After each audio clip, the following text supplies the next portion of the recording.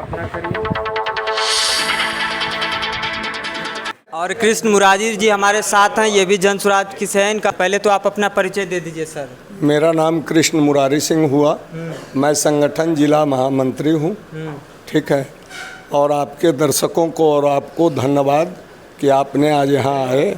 और साथ साथ हमारे मुन्ना जी जो हुए राजगीर के जिला परिषद भी हैं, है ना, जिला परिषद प्रतिनिधि कहा जाएगा, इनको जन स्वराज ज्वाइन करने के लिए आप लोग पूरा एकदम भीड़ बना गए इनका आवास पे ही। हाँ, आवास पे नहीं, बातें चल रही थी इनसे, हम लोग से चर्च हो रहा था, है ना। हम अपने पार्टी का जो हमारा विचारधारा है उनसे इनको अवगत कराए। क्या प्रभावित हुए हैं कि नहीं? बिल्कुल प्रभावित हुए, तब तो ज्वाइन हुए। अच्छा, लोभ भी दिए हैं? नहीं, कोई लोभ नहीं।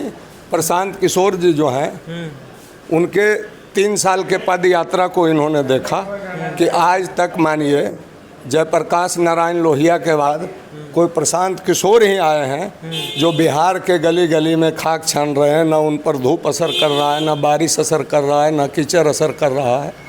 ये सब विचारधारा से प्रभावित होकर सारे लोग जुड़े हैं, मैं भी जुड़ा हूँ, हमारे प्रखंड अध्यक्ष भी जुड़े हैं, अनुमंडल अध्यक्ष, जो भी लोग हैं सब प्रशांत जी के विचारधारा से प्रभावित होकर जुड़े हैं। आप लोग को विश्वास है कि जन स्वराज का दामन अभी छोड़ेंगे? क्योंकि कल क्यों छोड़ेंगे?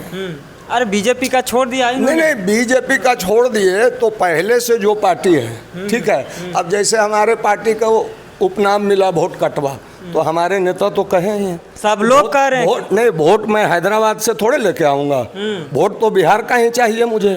तो कहीं न कहीं वोट शिफ्ट था, तो उसी में से ना मैं भी वोट लूँगा, चाहे आरजेडी से काटूंगा, बीजेपी से काटूंगा, जदयू से काटूंगा, एनडीए गठबंधन चाहे इंडिया गठबंधन। वोट तो यही था पहले, और तो कहीं वोट था नहीं।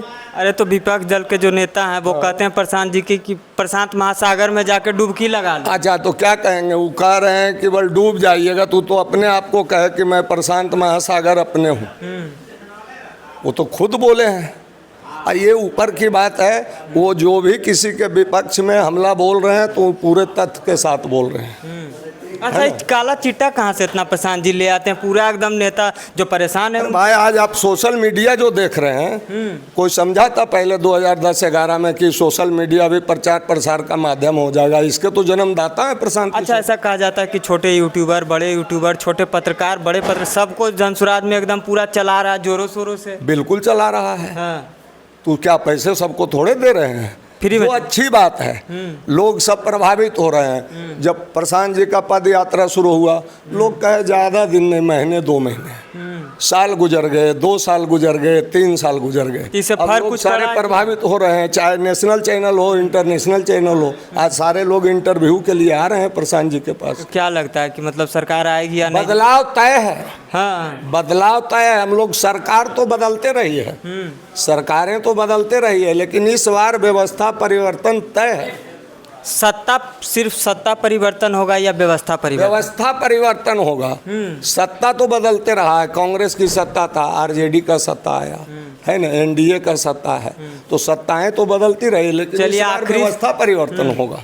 आखिरी सवाल हमारा आपसे होगा कि नीतीश जी विकास किए हैं कि ना आपके जिला में? नालंदा? नहीं, विकास किए हैं, रोड, नली, गली, ये अगर विकास होता, ये अगर विकास होता तो आज 35 साल भी हम अंतिम पायदान पर थे, आज भी अंतिम पायदान पर हैं। तो कहते तो सब लोग तो कहते हैं कि बड़ी नीतीश जी एकदम विकास कर दिए। मैं बताए विकास किए, जो नली गली पुल बन गया, अगर सिर्फ यही विकास है तो हम लोग फिर 35 साल पहले जहाँ अंतिम पायदान, स्टेडियम भी तो दे दिए हैं। ओहो, स्टेडियम मैं कहाँ नेगलेक्ट कर रहा हूँ?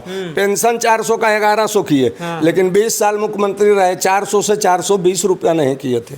ये हमारे पार्टी के सूत्रधार प्रशांत किशोर जी ने जब से आवाज उठाया, पद यात्रा चालू किए, तो बोले कि 400 रुपया में हम लोग 10 मिनट भी नहीं कुछ सोच सकते हैं कि कुछ हो जाएगा, है ना।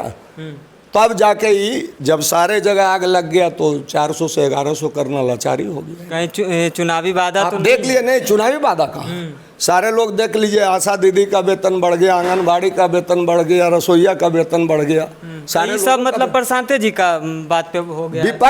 विपक्ष जो है मजबूत हो गया, विकल्प के रूप में आ गया। जनता के पास कोई विकल्प नहीं था, एनडीए नहीं तो इंडिया।